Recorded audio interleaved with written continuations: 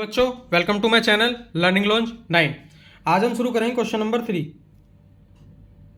Question number 3 के अंदर हमको दिया गया है diagonals of diagonal AC diagonal है ऑफ अ पैरेललोग्राम ABCD और A बाइसेक्ट करता है। मतलब इसके अंदर हम लिख सकते हैं कि ये एंगल 1 एंगल 2 के बराबर है और पैरेललोग्राम की अपोजिट साइड्स इक्वल होती है और हमको ये प्रूफ करना है कि ये वाला एंगल मतलब ये भी हमारा बराबर है कि एंगल C ऑल्सो बाइसेक्ट। तो हम स्टार्ट करते हैं पहले 1 से ही। तो 1 ही स्टार्ट करते हैं। तो हम यहाँ लिखेंगे पहले DC जो मेरी पैरेलल है वो AB के है, ठीक है। और इसके अंदर AC ट्रांसवर्सल है, ठीक है। अब जब ये ट्रांसवर्सल ऐसे काटती है पैरेलल मतलब पैरेलल लाइन के अंदर, जैसे ये पैरेलल लाइन है और ये ट्रांसवर्सल काटती है तो इसके अपोजिट्स एंगल अंदर के इक्वल होते हैं ना, तो इसी तरीके से ये भी इक्वल है। तो यहाँ मैं लिख सकता हूँ एंगल 1 इज इक्वल टू, मैं यहाँ पे नाम दे देता हूँ इनको 3 और 4, angle 3 angle 2 is equal to angle 4। क्यों है? ऑल्टरनेट इंटीरियर एंगल्स, ठीक है, ये है। और angle 1 is equal to angle 2 मेरे को दिया हुआ है, गिवन है, क्योंकि यहाँ पे लिखा हुआ है कि एस मेरा बाइसेक्ट एंगल ए, तो ये दोनों बराबर हिस्से में काटती है, ठीक है।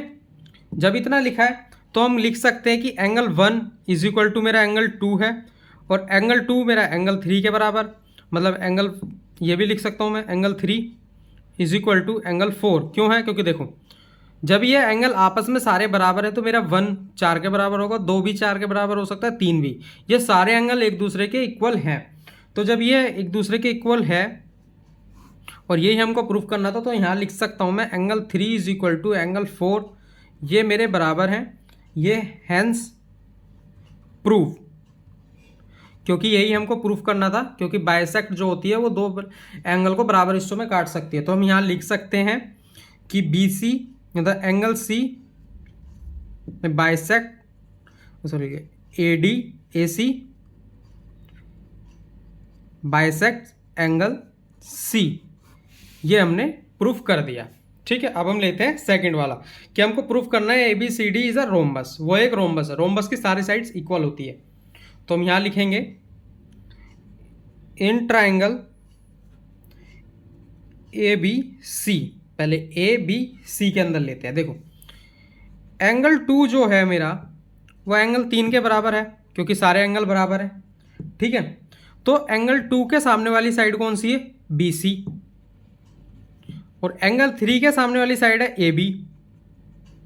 तो इसको मैं लिख सकता हूं side opposite to equal angles are equal, क्योंकि अपोजिट साइड इक्वल होती है इक्वल एंगल के, ठीक है। तो जब मैंने इतना लिखा तो मैं ये चीज़ हो गई कि BC मेरी AB के बराबर हो गई।